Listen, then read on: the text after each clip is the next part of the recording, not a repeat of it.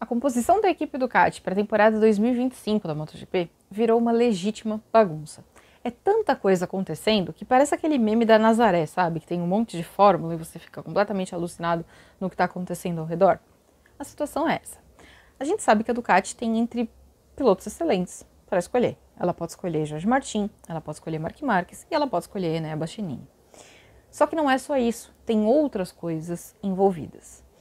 E nesse fim de semana na Itália, a gente viu que a coisa está completamente bagunçada. Completamente. A expectativa de todo mundo era que a Ducati anunciasse quem seria o companheiro do Pecco Bagnaia nesse fim de semana em Mugello. Só que lá em Barcelona, eles avisaram que isso não aconteceria. Claudio Domenicali, que é o diretor executivo da Ducati, avisou que esse anúncio vai sair apenas entre Mugello e Assen, que é a próxima parada da MotoGP, depois aí de um período de férias, de descanso, né? Nem férias, é um tempo razoavelmente curto. Depois desse período de descanso, vem aí o GP da Holanda. E eles prometeram que o anúncio vai sair nesse período. Só que nessa quinta-feira, o jornal italiano La Gazzetta dello Sport afirmou que a escolha da Ducati foi pelo Jorge Martin, que o Jorge Martin será o companheiro do Pecco Bagnaia em 2025. Só que o jornal também diz que agora a Ducati está trabalhando em convencer o Marc Marquez a ir para a Pramac. Só que aí surge um porém importante. Também nessa quinta-feira, lá em Mugello, o Marc Marquez disse que ele não tem interesse em ir para a Pramac, que ele entende que é uma boa equipe, que é uma equipe competitiva, mas que para ele não faz sentido trocar uma equipe satélite por outra. O Marc Marquez já deixou claro que ele quer uma moto do ano. Se vier com uma equipe de fábrica, tanto melhor. Mas o que ele quer é uma moto do ano, porque está provado que uma moto do ano consegue brigar pelo título, como o Jorge Martin fez no ano passado e está fazendo nesse daqui. Só que ele não quer ir para a Pramac. Então ele deixou claro que para ele continuar como uma Ducati, como uma das Ducati, ou ele vai para a equipe de fábrica, ou ele vai ficar na Gresini.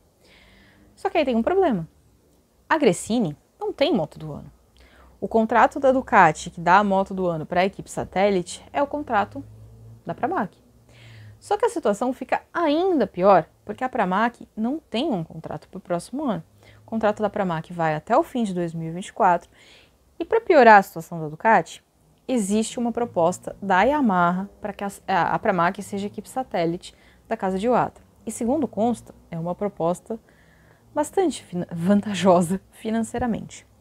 Então a Ducati está, na prática, correndo o risco de perder não só uma de suas equipes satélites, mas provavelmente a melhor de suas equipes satélites, né? Aquela que ela tem como equipe prioritária. Como ela poderia resolver esse problema? O caminho mais fácil seria exatamente esse. Martin vai para o time de fábrica, Marc Marquez para a Pramac. Só que ele não quer, né? Aí complica. A Pramac tem esse argumento de que ela precisa de um piloto forte para substituir o Jorge Martin. Aí você poderia pensar assim, mas então ela bota o Marc Marquez na equipe de fábrica e deixa o Martin na Pramac. Não vai acontecer, porque o Martin já deixou claro que ele não vai engolir uma terceira rejeição. Normal também, né? Mesmo com toda a terapia do mundo em dia, acho que ninguém lidaria bem com um terceiro pé na bunda. Então, eles precisam ali dar um jeito na situação. A Pramac sabe que perdendo a grande estrela dela, o cara que fez dela uma equipe protagonista no ano passado, e nesse, ela precisa de alguém no mesmo nível para substituir. O que a Ducati tem engatilhado? Fermin Aldeguer, que já foi contratado da Moto2 e vai subir para a classe rainha no próximo ano. O Fermin Aldeguer seria o substituto ideal para o Jorge Martin? A gente não sabe. Então talvez não seja a bola de segurança que a Pramac gostaria. Então a situação da Ducati é que ela precisa costurar muitas coisas. E independente do que ela faça, alguém vai sair desagradado. A Ducati já deixou claro que ela sabe que ela vai ser criticada, qualquer que seja a escolha dela. Mas uma coisa é você ser criticada pelo público externo. Outra coisa é você desagradar a galera da tua casa, né? A galera que tá ali pra jogar com você. Se eles escolhem o Martin e deixam o Marc Marquez na Gresini com moto do ano, provavelmente a Pramac vai ficar insatisfeita. Se eles escolhem o Marc Marquez para a equipe de fábrica, eles vão perder o Jorge Martin.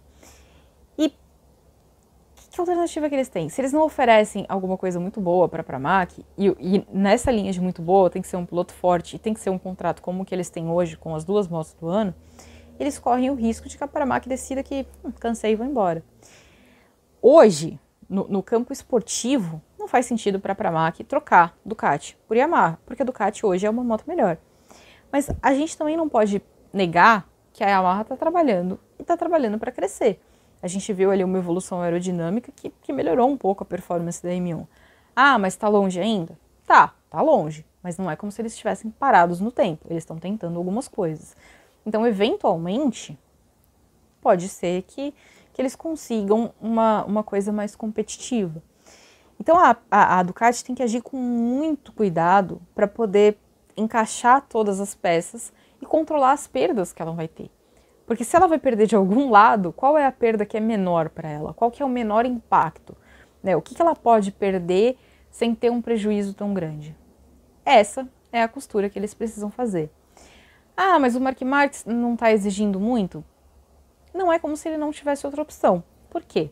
De acordo com a imprensa espanhola, a KTM está interessada em colocar o Marc Marques na GasGas. O que, se você parar para pensar, faz total sentido, porque a GasGas é uma marca espanhola. A KTM, a equipe original, né, a equipe KTM Racing, ela provavelmente vai ficar com Brad Binder e Pedro Acosta. Não tem a menor possibilidade do Pedro Acosta não ser promovido. A gente não sabe a duração do contrato do Pedro Acosta, mas me parece razoável imaginar que a KTM não deu um contrato de 1 ano para o Pedro Acosta e deixou ele livre por aí. Acho que eles não fariam isso. Então, ele deve ser promovido para a equipe de fábrica. Entre os outros pilotos da KTM, o Binder já tem contrato até 2026, restam Jack Miller e Augusto Fernandes. O Augusto Fernandes, eu não acho que ele tenha muitas condições de ficar, porque a performance dele não é o suficiente. No ano passado ele ainda ganhou uma sobrevida, porque ele era aquele cara que era considerado um simples tampão do Pedro Acosta. Ele ganhou uma sobrevida à custa da, basicamente, aposentadoria do Paul Espargaró, mas agora não tem necessariamente um motivo para ele ser mantido. Do lado do Jack Miller, a performance do Miller não é boa. A questão é entender o quanto a KTM acha que ele está contribuindo com o desenvolvimento da moto, porque ele é um cara que vem da Ducati. E o Miller, ele deu uma entrevista admitindo que, assim, por ele tudo bem ser rebaixado para a Tech 3, porque ele entende que, assim, a Tech 3 não é exatamente uma equipe satélite. A própria KTM não gosta de se referir à Tech 3 como uma equipe satélite. Ela entende que é uma equipe júnior. Nem Marc Marques, nem Jack Miller seriam júnior? Não são. Mas, né, aí a casa da KTM, ela escolhe quem ela quer colocar lá dentro. Então é uma outra possibilidade. Mas será que a Ducati vai falar assim, tudo bem, tô de boa em perder o Marc Marques, depois do que aconteceu? Porque, de novo, é aquilo que eu falei no vídeo do outro dia, quando eu analisei, né, o Marc Marques como um candidato à Ducati. Você tem a chance de corrigir uma coisa que ficou, uma imagem ruim que ficou para a Ducati lá atrás, quando eles contrataram o Valentino Rossi. Quando eles tiveram um dos melhores pilotos do mundo, o projeto falhou horrivelmente. Então, se eles colocarem um dos melhores pilotos do mundo na moto e der certo, eles estão meio que corrigindo o rumo e mostrando para todo mundo que, epa, olha só, essa moto aqui é maravilhosa. Então, acho que perder o Marc Marques também não seria o cenário mais inteligente. Mas a Ducati está correndo contra o tempo para evitar perdas. Ou perder o Martin, ou perder a Pramac, ou perder o Marc Marques. E aí ela tem que entender qual é o prejuízo menor. O que vale mais a pena arriscar perder. É um quebra-cabeça difícil de encaixar, é daqueles que tem muitas pecinhas pequenininhas. É muito difícil de encaixar e não dá para dizer que é uma escolha ruim, porque não existe escolha ruim nesse cenário para a Ducati. É uma questão de entender o que ela quer, entender o que é prioritário e seguir tentando encaixar as peças. Hoje parece basicamente definido que o Bastianini está fora. E aí o destino do Bastianini passa ou por uma definição de quantas serão as equipes satélites, para ele poder ser encaixado em uma delas, ou então procurar um outro endereço. E o que a gente ouve dizer é que a Aprilia é uma possibilidade, porque a Aprilia também quer um piloto italiano. Mas o quebra-cabeça da Ducati é muito difícil. Então eu te pergunto, se fosse você o comandante da casa de Borgo Panigale, o que você faria? Quem você arrisca perder? Até mais!